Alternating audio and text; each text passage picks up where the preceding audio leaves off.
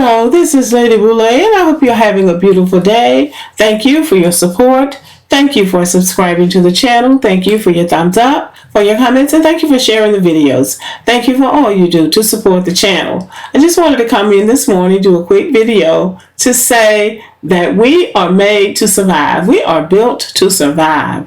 So all of these daggers that come at us as a race and as an African American women's brigade, we are made to survive. We are beautifully and wonderfully made, and we are made to survive. And I also want to add that when people keep saying that what Kevin Samuels was saying, he didn't kill anybody, he didn't hurt anybody, I want to reference Proverbs, the 18th chapter and the 21st verse of the King James Version of the Bible, where it says, "Death and life are in the power of the tongue."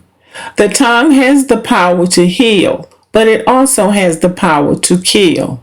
Kevin Samuels, without question, was a polarizing figure, which is to say that his personality had the tendency to divide and to sharply split opinions into opposite sides. That's what a polarizing figure does, and that is what he did.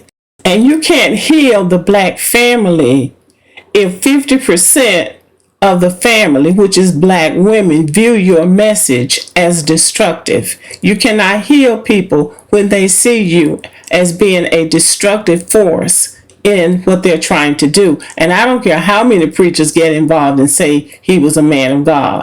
Many black women saw his voice as a destructive voice, killing black women's image, self-esteem, their spirit, degrading black women, and trying to marginalize the impact of black women in the black American family, when black women are half of what makes up the black American family.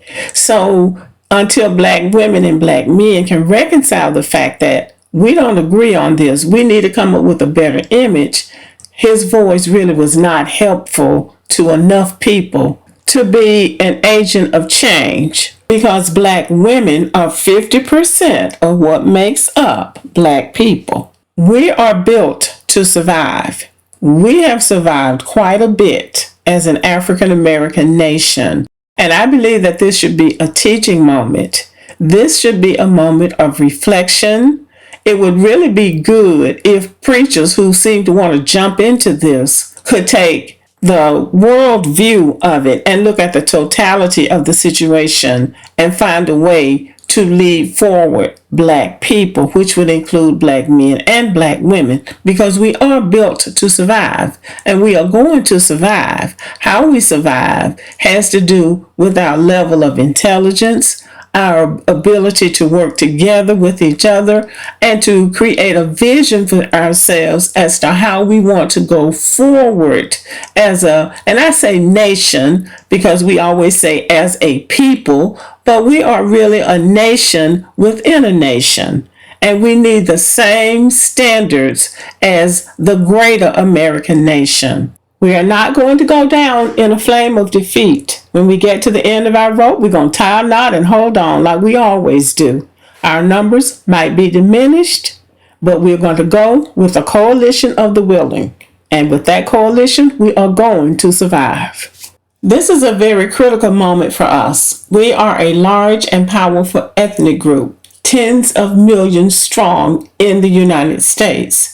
But we are not the same. We don't have the same personality. We don't have the same goals and aspirations. We don't have the same likes and dislikes. But we are connected.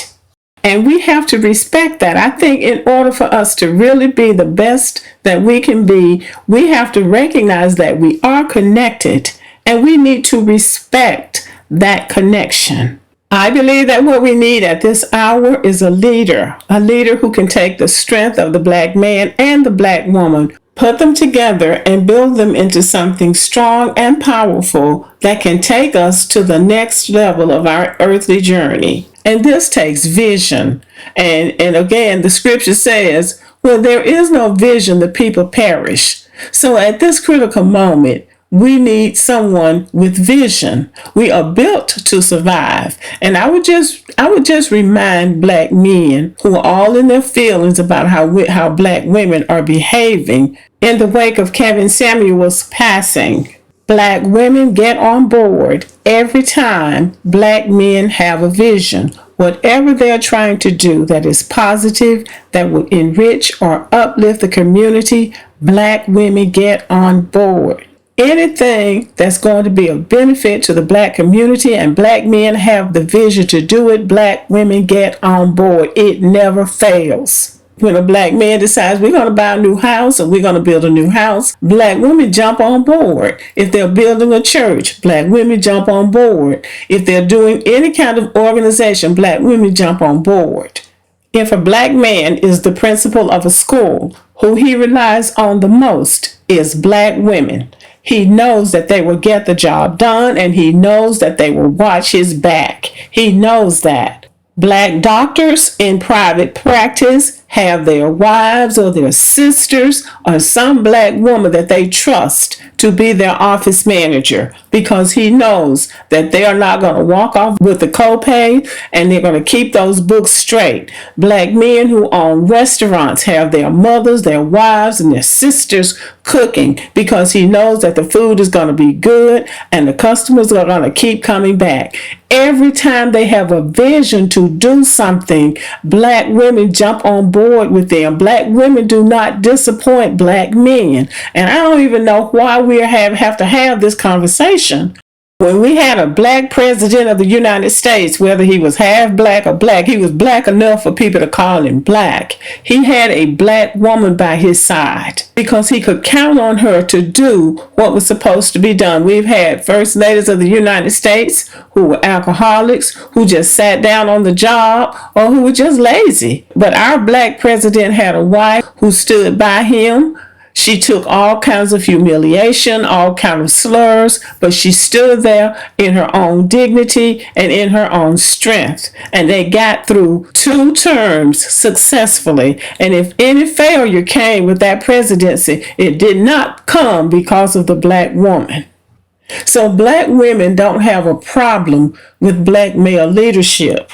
Black women have a problem trying to follow men who don't have any kind of vision and who don't have the ability to sacrifice and to discipline themselves to carry through with a project. This is where the problem is. Black women do not have a hard time following black men.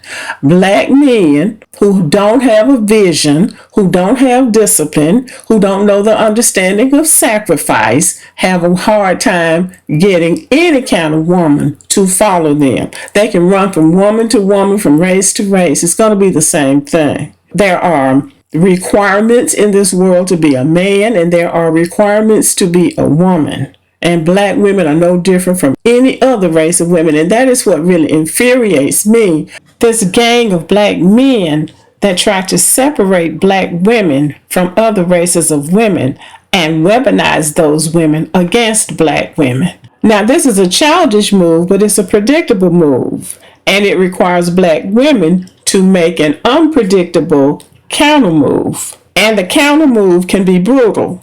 The careless and inconsiderate manner in which many black women responded to Kevin Samuel's death, I think, is a preview of things to come.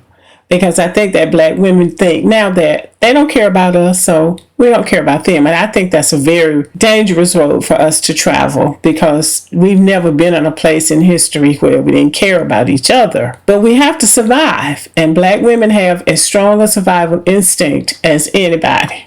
And we are going to survive this. And I think we'll be a better people, because now everybody kind of knows where everybody else stands. This is the first time that black women have had this kind of rebellion, and it comes as a shock to everybody. But it was probably a rebellion that was going to happen at some point. And when I say rebellion, I'm talking about the mockery that this group of black women is making over the death of Kevin Samuels. Black women are known to survive. We are built to survive. when people say black women are strong, some black women don't see that as a positive, but I do. I know I've dealt with different races of women. I've worked with different races of women. I've been in organizations with different races of women. There are many women who would love to have the fortitude, the strength, and the foresight of black American women. I wouldn't have it any other way. Not long ago, I was having a Twitter discussion with a white man, and we were talking about politics, and I kept referencing myself as a black woman. And at a point, he said, well, you shouldn't keep calling yourself a black woman. You are more than a black woman. Based on my conversation, that's what he thought. And I told him, I said, that's not a compliment to me. I like being a black woman. That's the greatest thing that ever happened to me. And I meant it. As black American people, in 2022, we have everything we need except knowledge of self. And that not knowing who we are, not being able to connect with our past from a biblical standpoint, is what makes us devalue ourselves and each other. Our journey, the next phase of our journey, needs to be discovering ourselves and gaining knowledge of who we are.